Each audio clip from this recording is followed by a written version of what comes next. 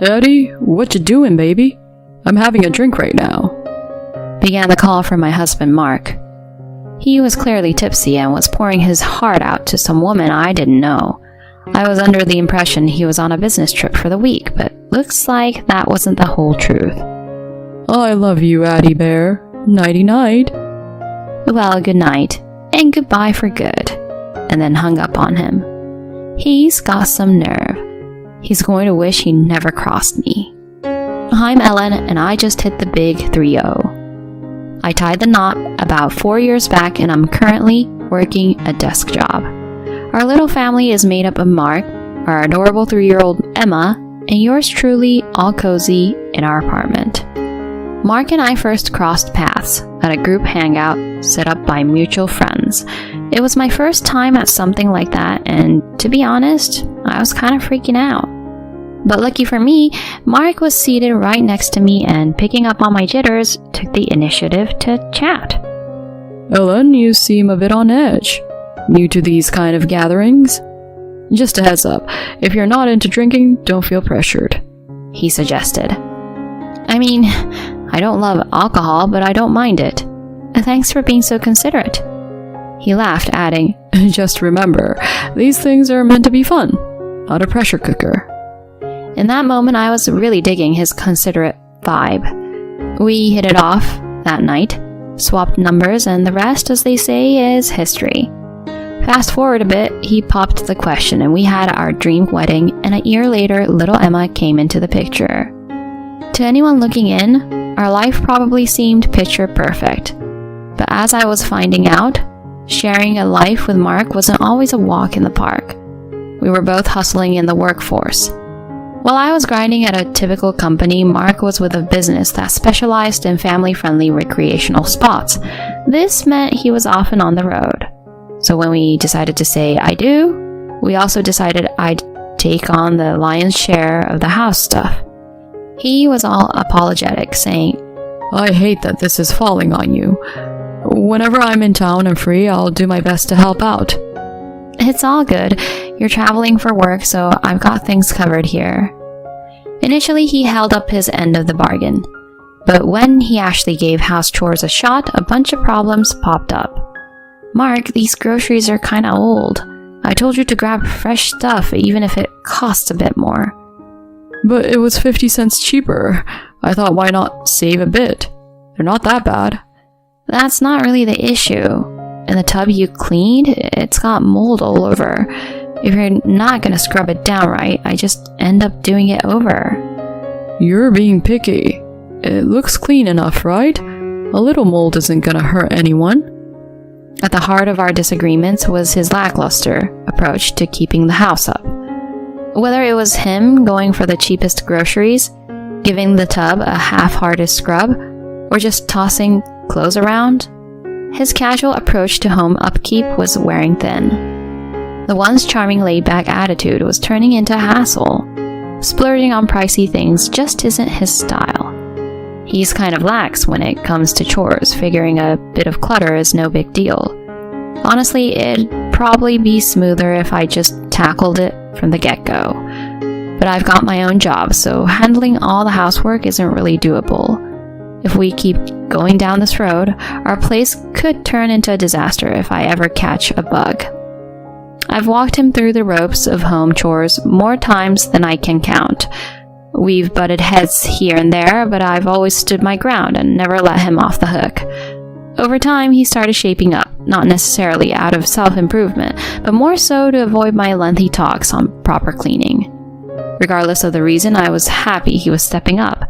But as our first anniversary loomed, I noticed he started slipping, ditching even the smallest tasks. Hey, it was your turn to deal with the trash, and who ended up doing the dishes? Me. It feels like I'm running this whole show solo. Oh, I'm so sorry. It slipped my mind. Work's just been nuts. I'll step up next time. But his string of empty promises was seriously getting old. But there was more to it. After our daughter was born, Mark just seemed to coast. Emma, you're a gem. Definitely got my good looks. Bet you're gonna be a stunner when you grow up. Keep aiming for the stars. It's sweet how much you love her, but could you maybe give her a bath now and then? I've got other stuff to handle. No. After a long day, you want me to skip my relaxing bath? Isn't it kind of your job to look after her? Just get to the chores after her bath. It just makes everything drag on. Between taking care of her and the house, I'm up super late. And that's not even touching on her wake-up calls at night. Yeah, he's head over heels for her, but he won't change a diaper or give her a bath. He keeps saying it's the mom's job and dumps it all on me. Talk about being old-fashioned. He should pitch in. She's his kid too. We're both working here and I'm not living off just his paycheck. Still, he'd always dodged the dad duties. As Emma got older, he started spoiling her rotten, buying anything she pointed at. I'd tell him to dial it back, but he'd just brush me off. We started butting heads more about how to raise her. Wait a minute, did you give Emma candy again? I told you she shouldn't eat before dinner. What if she skips her meal now? She gave me those puppy dog eyes wanting the candy. How could I say no? She was hungry and maybe she's into candy because your cooking isn't her favorite. It's not about that. You're overindulging her. Just the other day, you got her that toy she was fussing over.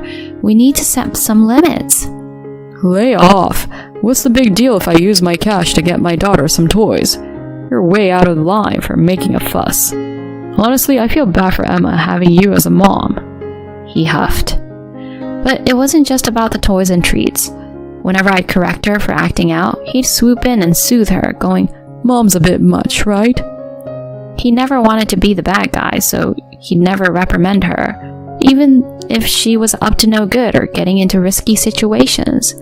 It's not like I get a kick out of disciplining her. This back and forth over parenting Emma led to more and more spats. We'd tried to hash things out after each disagreement, but we just couldn't see eye to eye. By the time she hit her 3rd birthday, things between us were frosty at best. We put on a united front for her, but when she wasn't around, we hardly exchanged words. We couldn't keep going like this. It's not healthy for a kid to grow up in a tense household. Maybe I need to ease up on Mark. With that in mind, I tried to connect with him, but every attempt was met with "quit the nagging" or "not now." He'd even snap at me saying, "I can't even recognize you anymore. All you do is complain and you've let yourself go. Remember how gorgeous you were when we got hitched? Now it's like pulling teeth just chatting with you." I couldn't take it after that and just stopped reaching out. I felt like our relationship was a lost cause, and I resolved to end things once Emma was a bit older and more independent. On top of that, Mark was acting kind of off. His work trips were stacking up. He always traveled for work, but it was non-stop now. He'd get back, and within a couple of days, he'd be off again. That became the new routine.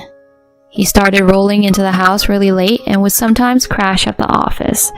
In the past, disagreements or not, he'd always let me know if he'd be out overnight or if there was a work trip coming up. Now, there were nights he'd just no-show, leaving the dinner I made untouched. If I asked him to at least shoot me a text or something, he'd brush me off saying, "Don't meddle in my work stuff." There were other red flags too. Mark, who used to be super chill and not really into fashion, suddenly started splurging on high-end clothes and grooming more. He was also really attached to his phone, taking it everywhere, even to the restroom. If it buzzed during dinner, he'd bolt to his room or the bathroom to take the call. He'd always say it was some confidential work call, but it was getting excessive. All these changes had my radar up. And then there was this week-long business trip on the horizon. Oddly enough, he seemed pretty psyched about it. 6 days after my husband jetted off for his business trip, I was settling in for the night after tucking Emma in when out of the blue my phone buzzed from him. That was odd. Since things got rocky between us, we'd kept our chats to just the essentials. I answered, feeling a bit uneasy. He greeted me with a peppy, "Hey, you." It was obvious he had been drinking, and then he let something slip. "Addie, what you doing, baby? I'm having a drink right now. How's your cold, baby? I was hoping we could have traveled together this time." Too bad. Next trip, I'll just tell my wife it's for work and we can sneak away. He was clearly mistaking me for another woman and poured out all these affectionate words. You're such a mix of sexy and sweet, Addie. Young, great body, and so caring. My wife? Nothing but nagging. Totally lost her spark. And those little wrinkles by her eyes? Yikes. As he rambled on, comparing this Addie to me, I just stayed silent on the other end. Seeming satisfied after his little vent session, he wrapped up with, Honestly, I wish we could just end the marriage so I can be with you, Addie. It's getting late. Gotta go. I love you, Addie Bear. Nighty-night. I calmly replied, Well, good night, and goodbye for good. Message received loud and clear. I heard his confused, What? But I didn't bother responding. Instead, I blocked his number, fuming and ready to confront him. He's got some nerve. He's going to wish he never crossed me. The next morning, I was chilling on the couch when Mark burst in, looking all frazzled. He could barely string a sentence together, managing about last night. I cut him off, pushing divorce papers towards him. Never expected you to spill your secrets during a late-night call. I was more surprised than angry. How on earth do you mix up your wife with your side piece? No, wait. That call wasn't what it sounded like. Just hear me out. You're talking about love and splitting up and you say there's a misunderstanding? This is happening. We're divorcing. And since you stepped out, you'll be footing the bill. No way. I was just running my mouth because I had too much to drink. I didn't cheat. We're not ending things. You got no evidence, right? Rolling my eyes, I pulled out some pictures and spread them out for him to see. His face lost all color as he looked at the snaps of him cozying up with another woman. It was undeniable proof of his cheating. No way. What's up with these photos? I've been on to your little secret for some time. I even checked with your office about those so-called business trips and found out you were taking personal time off.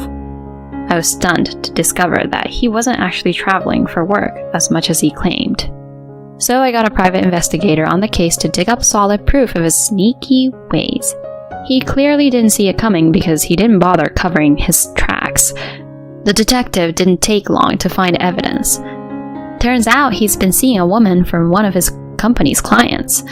I guess things took off between them right around when our relationship hit rock bottom. Just so you know, I tipped off your company about your antics, and I'm gonna be seeking damages from her too. It's gonna get ugly, so strap in. He looked like he'd seen a ghost and was shaking in his boots. Then, out of nowhere, he dropped to his knees, begging. Helen, please rethink the divorce. Hattie meant nothing. You're my number one. I swear I won't stray again. Hold up. After telling me I lost my looks and it was icy cold, you want to just sweep it under the rug? How do you expect me to stay after hearing all that? I had too much to drink. I wasn't thinking straight. And what about Emma? Isn't it rough making her live through our split? I couldn't believe he had the nerve to pull the dad card. You've got some nerve bringing her up. Do you honestly think it's better for her to have a dad who cheats and lies without missing a beat? Save it. We're getting divorced. I'm taking Emma. And your job is to keep up with the child support. And trust me, you don't want to find out what happens if you slack off. He looked crushed.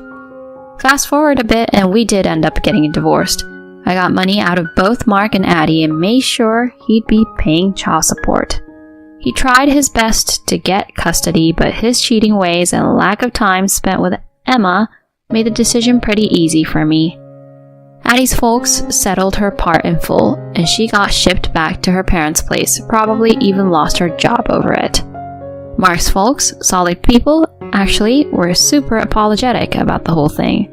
They filled me in on how they're keeping a close eye on him, even threatening to cut him off if he doesn't keep up with child support.